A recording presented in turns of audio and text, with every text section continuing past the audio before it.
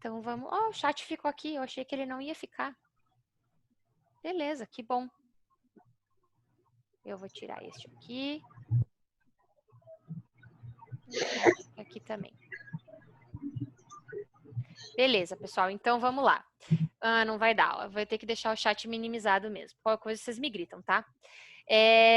Então, o primeiro exercício. A figura abaixo representa 3 reservatórios interligados através de um ponto de bifurcação. Pede-se qual é a vazão em cada trecho do sistema. Então, vamos lá.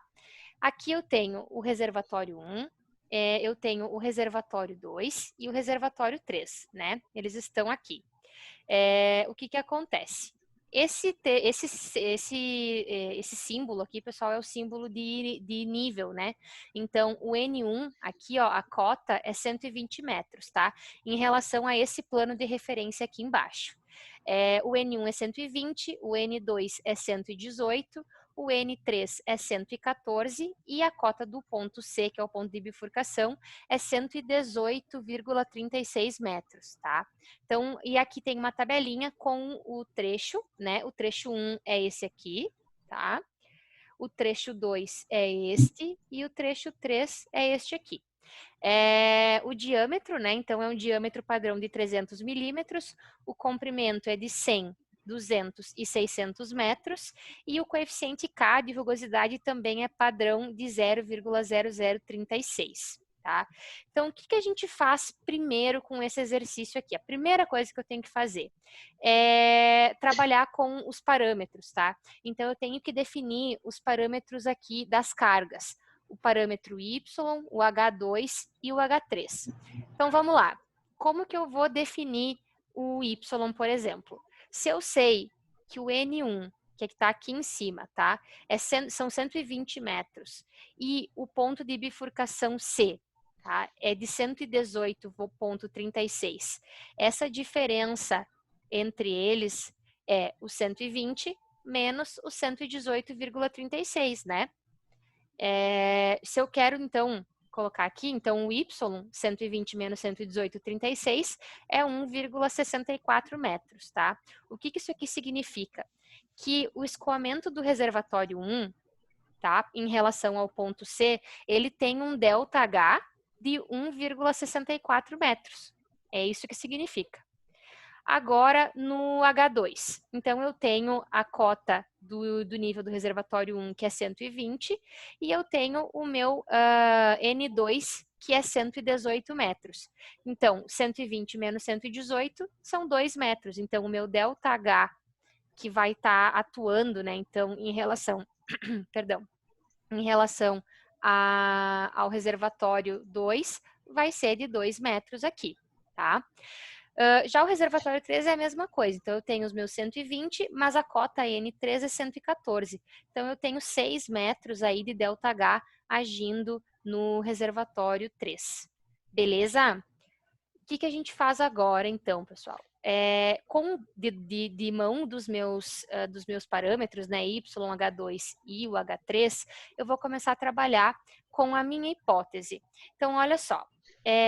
O que está acontecendo aqui? O meu reservatório 1 é o fornecedor. Isso a gente já sabe. E o reservatório 3 é o receptor. O reservatório 2, o que vocês acham que está acontecendo? Ele está recebendo ou fornecendo água. Então, pensem comigo em relação às cotas, olha. Qual que é o ΔH que está agindo nessa tubulação aqui, ó? Tá? Então, o nível do reservatório está aqui e o ponto de bifurcação está aqui. Então, quem está agindo em relação a esse ΔH é esse trecho aqui, ó. Tá? Então, é justamente a diferença entre o H2 e o Y.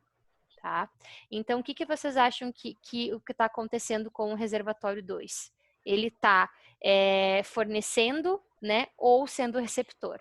Olhem aqui, ó, a água vai subir, vai vencer esse ΔH, ou ela vai ele vai ser receptor junto com o reservatório 1? Tá? Isso que vocês têm que pensar.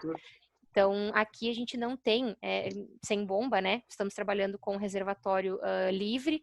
Então, a nossa hipótese que a gente vai tentar comprovar é que o reservatório 1 seja o fornecedor do reservatório 2 e do reservatório 3. Então, essa é a nossa hipótese que nós vamos tentar comprovar pelo método de cálculo. Tá? Então, primeira coisa, a gente tem que montar a hipótese. Agora, a gente pode começar a calcular. Olhando aqui, se vocês olharem pelaquela regrinha básica lá, se o H2, né, ele for maior do que Y, então a gente chegaria nessa regrinha aqui, tá? Mas como eu falei, eu gosto de trabalhar com a lógica e não com regra decorada, tá? Então, por que que isso é importante? Porque vocês têm que lembrar do ΔH, como eu estava comentando antes. O ΔH, como a gente tem água, né, trecho constante, quem vai mandar é o ΔH, tá? Então, vamos calcular o trecho aqui do reservatório 1 até o ponto de bifurcação C. O ΔH vezes o diâmetro e o coeficiente de rugosidade e o comprimento. Então, qual que é o ΔH que está agindo daqui para cá, né? Para tirar a água, sair do reservatório 1 e vir para o ponto de bifurcação C? É o Y, né? O próprio Y. Então, é toda essa distância aqui que está agindo como ΔH. Então, eu vou usar o meu 1,64. O meu diâmetro são 300 milímetros, eu já vou transformar aqui para metro. 0,0036 vezes os 100 metros do comprimento do trecho 1 que estão aqui. Então, os itens estão aqui na linha do trecho 1, né? O numerador, então, 0,0039852 e o denominador 0,36. Lembrem, gente, que primeiro a gente resolve dentro da raiz para depois solucionar ela, tá? Então, a raiz da resposta vai dar 0,1052 metros cúbicos por segundo, tá? Então, por enquanto, essa aqui é o nosso valor da vazão do trecho 1. Então, a gente pode ir para o trecho 2. Então, olha só. Quem que é o ΔH, né? Esse aqui, ó. Tá? Então, essa diferença aqui é que vai dizer se eu tenho escoamento entre esse ponto e entre esse ponto aqui. Cuidem para não se confundir com o fundo do reservatório, é sempre com o nível da superfície, tá? Então, é esse cara aqui com a superfície do N2, tá? Qual que é a diferença, então, o ΔH? Vai ser o H2 menos Y, tá? E aqui a gente vai trabalhar com os dados da equação, o diâmetro 2, o coeficiente de rugosidade do trecho 2 e o comprimento do trecho 2. O nosso H2 era 2 metros e o Y é 1,64, né? Então, a gente faz um menos o outro e o restante da equação é só substituir o 0,3, 200 e 0,036. Substituindo, então, fazendo os cálculos, a gente chega em 0,0008748 dividido por 0,72. Num resultado final de 0,0348 metros cúbicos por segundo. Então, essa aqui é a vazão que está chegando no reservatório 2 por essa tubulação aqui. E no reservatório 3, então, quem que manda, né? É essa diferença aqui, ó. Tá? Desculpa pela tortura do desenho, né? Então, a gente tem aqui o quê? Que é o meu H3 menos o Y. Esse é o valor de ΔH aqui, ó, que eu tenho atuando com a água que sai daqui do ponto de bifurcação até o reservatório 3. Substituindo, então, 6 menos 1,64, os 300 milímetros de diâmetro em metro e o coeficiente de rugosidade e o comprimento da tubulação.